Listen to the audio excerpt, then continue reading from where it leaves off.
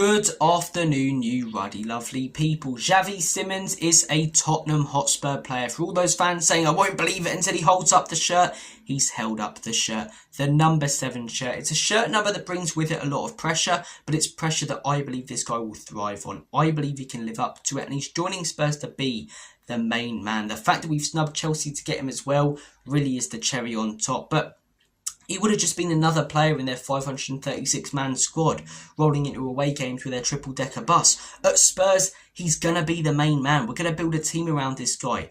And for the Chelsea fans as well, who were saying he's only joining Spurs as a stepping stone, you can stick that where the sun don't shine, because it's a 5-year contract with a potential 2-year extension. And when you also consider his age, how much more of his career is left to go, and the price tag, around 30 million less than Voltamada, who had half a good season, he's joining Newcastle. It's an unbelievable bit of business from the club, and credit to everyone who was involved. But in today's video, I wanted to sort of bring you guys a scout report, because I've seen this guy a few times, but not loads. So I've had to do my research into really what are his strengths, what are his weaknesses, what is he capable of doing, and how would he fit in to a Thomas Frank system. So that's what we're going to be discussing in today's video. Starting things off with the basic information. He is 22 years of age, so he's got a long time to develop.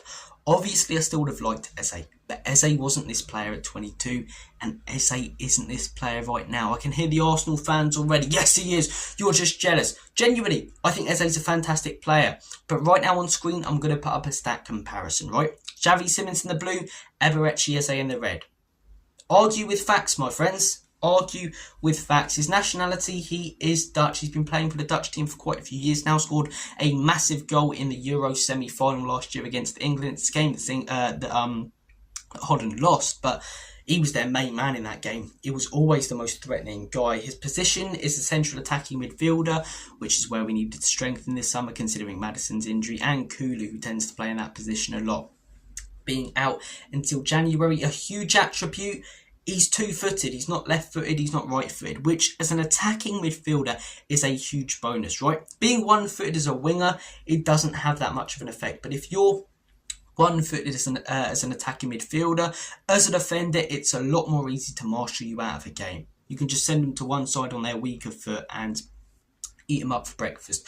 Whereas Xavi Simons, as I say, being both-footed, defenders don't know how to deal with him. If they commit and he beats them, we've got a goal-scoring opportunity. If they don't commit and they back off, he can play a dangerous pass and we've got a goal-scoring opportunity. He's a nightmare for opposition defenders, this geezer. And being two-footed as an attacking midfielder, it really is fantastic. His agility as well, incredible, right? Not many stats to base this off, but you know, you see a lot of players now. Richarlison's one of them at Spurs, Grealish, Man City now at Everton. They go down a lot, right? And whilst we don't mind players like that, especially under Thomas Frank, where set piece is a big part of the game. Thomas Frank likes to play a counter-attacking system in a lot of games, especially against your top sides. So when you're playing a counter-attacking system, when you've got the ball, it's all about flowing. You don't want players who are going to go down at the slightest of touches and slow down play and allow the defence to reorganise. You want players that are going to get the ball, keep the ball flowing, keep the attack flowing and keep things quick. Simons will do that. He won't go down with a little kick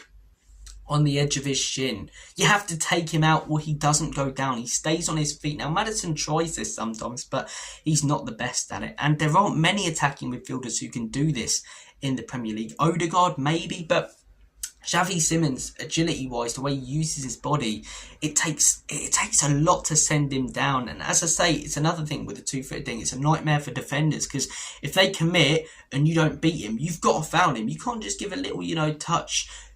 You're likely going to get a booking if you foul him, because he's not going to go down if you don't really take him out with the intention of stopping him. So his agility is fantastic, right? Which, as I say, in a Thomas Frank system where we're playing that 4-2-3-1, he's the attacking midfielder. You've got that striker making a run in front of you, the wingers in front of you. It's going to cause problems because he's going to keep the ball flowing. With Maddison, might have been breaking a few times. He's get taken out, the defence reorganises. Yeah, we get a chance from a set piece, but we don't have an overload. We're going to get a lot more overloads against opposition 3v2s, 4v3s with Xavi Simons because of his agility and the fact that he's two-footed. When you look at his career, played for PSG, came through their academy, then joined PSV. That's where we really started making a mark. Went back to PSG, I believe, when Mauricio Pochettino was there, and started ripping it up.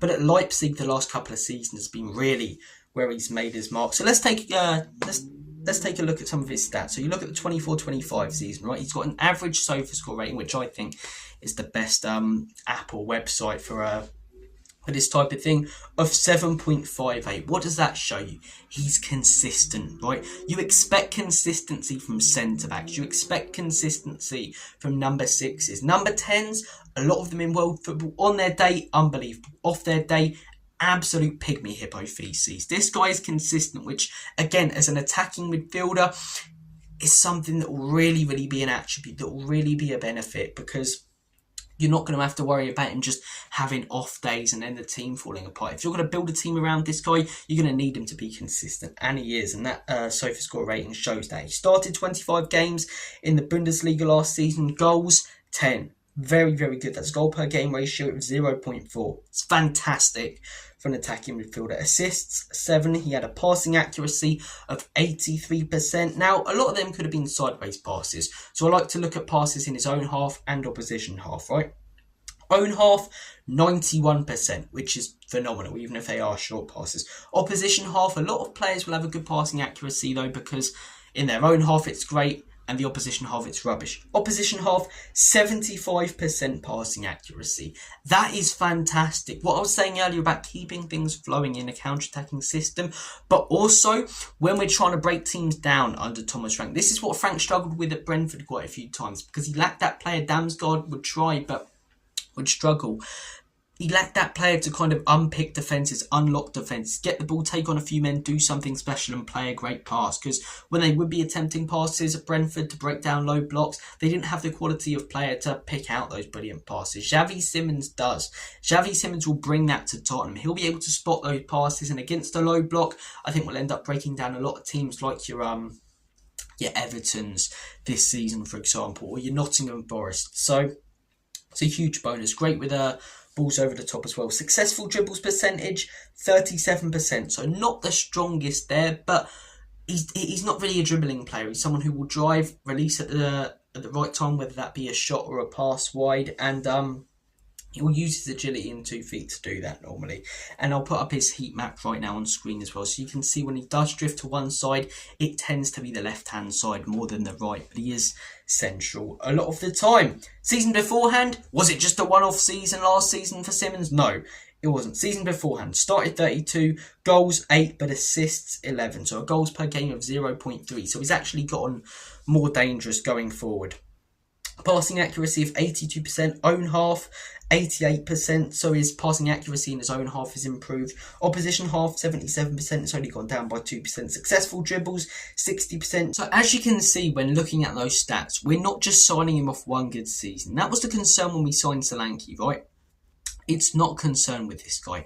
Did it at PSG, did it at PSV, done it in the last 2 seasons at RB Leipzig, and there's no reason why he won't do it at Spurs, in my opinion. The Champions League as well, we've got experience in Europe, which heading into a big year this year in the Champions League is going to be massive for us. I think against low blocks in Thomas Frank's system, he'll be great helping us break them down. When we're playing a low block, trying to break on teams, I think he'll keep play flowing, won't slow it down, and that's due to his agility and him being 2-footed. And yeah, I think his biggest strengths are balls over the top, his passing accuracy. Weaknesses, I suppose you could say dribbles. He's not the best at dribbling with the ball, but as I say, his passing accuracy and everything else that I've mentioned, in my opinion, more than makes up for that. I think we've got ourselves an absolute baller here, and I can't wait to see him. Things looking on the up for Thomas Frank Spurs. Guys, I'm going to make like a banana and split. Take care of yourselves. Have a smashing weekend. And as always and forever, come on, you Spurs.